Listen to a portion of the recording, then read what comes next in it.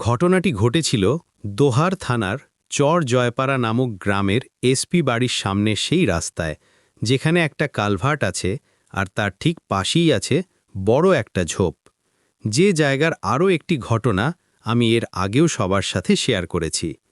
এখন আমি সেই জায়গার আরও একটি ভয়ঙ্কর ঘটনা সম্পর্কে তুলে ধরছি। এই ঘটনাটি ঘটেছিল আজ থেকে প্রায় 7 বছর আগে। একদিন এক রিকশাওয়ালা রাতে এক প্যাসেঞ্জারকে নিয়ে সেই রাস্তা দিয়ে আসছিল। রাত তখন প্রায় আনুমানিক 11টা কি 11:30টার মতন হবে।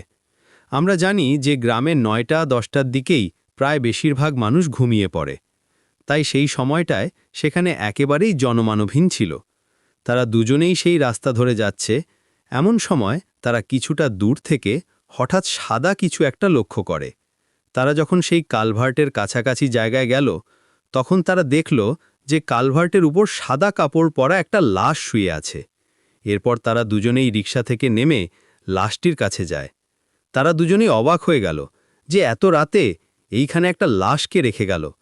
লোকটি রিকশাওয়ালাকে বলল, হয়তো কেউ লাশটিকে এখানে ফেলে রেখে গেছে, চল আমরা লাশটিকে নিয়ে দাফনের ব্যবস্থা করি। কিন্তু রিকশাওয়ালা এতে আপত্তি জানালো।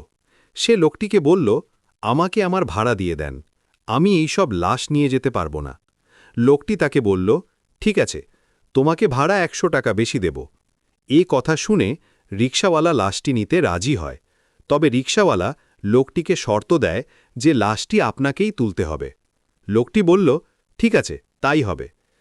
তারপর লোকটি লাশের কাছে গিয়ে মুখের কাপড় তুলতেই দেখতে পায় লাশটি চোখ খোলা অবস্থায় তাকিয়ে আছে, অর্থাৎ কেউ চোখ খোলা অবস্থায় মারা গেলে যেমনটা দেখা যায় ঠিক তেমন। এতে সে একটু ভয় পেয়ে যায়। এরপর সে লাশটির গায়ের কাপড়ের আরও কিছু অংশ সরাতেই দেখতে পায় লাশটির শরীরের পশমগুলো বেশ বড় বড়, যা কোনো সাধারণ মানুষের থেকে একেবারেই আলাদা। অর্থাৎ পশমগুলো ছিল ঠিক ভেড়ার শরীরের পশমের মতো। এটা দেখে লোকটি চিৎকার দিয়ে অজ্ঞান হয়ে যায়, আর সেই রিকশাওয়ালা এক চিৎকার দিয়ে সেখান থেকে দৌড়ে চলে যায় আরেক বাড়ির সামনে গিয়ে পড়ে। তার কথা শুনে লোকজন সেখানে যায়, কিন্তু অনেক খোঁজাখুঁজি করেও সেখানে কোনো লাশ পাওয়া যায়নি। এমনকি সেই লোকটিকেও সেখানে আর পাওয়া গেল না। পরদিন সকালে সেই কালভার্টের নিচে সেই লোকটির লাশ পাওয়া যায়, কাদায় অর্ধেক গাড়া অবস্থায়।